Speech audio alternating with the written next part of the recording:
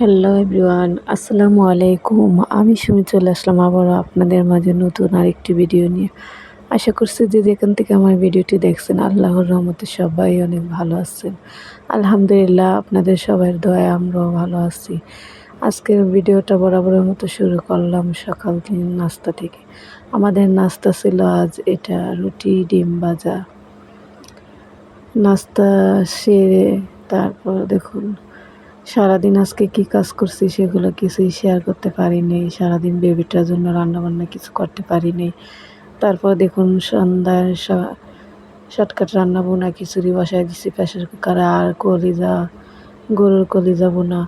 দেখুন রান্নার কি হাল হয়েছে, রান্না তো ভিডিও করতেই পারিনি। তারপর দেখুন পুড়ে ছাই হয়ে গেছে। বেবিটা আজ গরমে সারাদিন কারেন্ট ছিল না, গরমে অনেক কান্নাকাটি করছে রেখে রান্নাবান্না করতে পারিনি। সেজন্য অনেক কষ্ট হয়েছে, সারাদিন খেতেও পারিনি।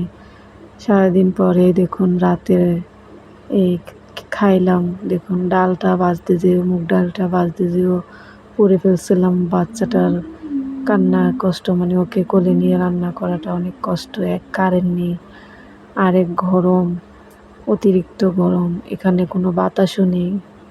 আমার অনেক কষ্ট হয় আমার শ্বশুর বাড়ির এলাকায় থাকতে, কারণ আমি ছোটোবেলার থেকে বড় হয়েছি ঢাকা শহরে। এখন আসছি খুলনা বাগেরহাট। এখানের আবহাওয়াটা এত খারাপ, বলার বাইরে। যারা থাকে সবসময় তাদের জন্য ভালো, কিন্তু আমার জন্য অনেক খারাপ। এখানের পানিও ভালো না, এখানে অনেক পানির সমস্যা হয়। আমি এখানের পানিও খেতে পারি না, এতটা কষ্ট হয় আমার। না পারি ঢাকা যেতে, না পারি এখানে থাকতে। মেয়েদের জীবন এটাই। তারপর দেখুন ওর বাবা ড্রাগন ফল আনলো, সেটা একটু শেয়ার করলাম আপনাদের সাথে। আসলে এই ফলটা খেতে অনেক মজা। ফার্স্ট টাইম যখন খাইছি ভালো লাগে নাই, কিন্তু এবার আনছে যখন অনেক ভালো লাগছে। এই দেখুন আমার কিউট বাবাটা ড্রাগন ফল খাইতেছে, আর লাইফে এই প্রথম এই ড্রাগন ফল খায়। তারপর দেখুন এই তো আমাদের গ্রামে কিছু অসহায় মানুষদের উপহার দিয়েছে প্রধানমন্ত্রী শেখ হাসিনা। তো আমি বারবার যাই এখানে, দেখি যে তাদের কপালটা কত ভালো।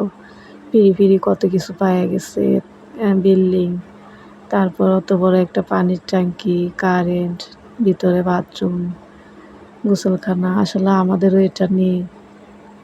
আজকের ভিডিওটা এই পর্যন্তই। সবাই ভালো থাকবেন। আল্লাহ হাফেজ।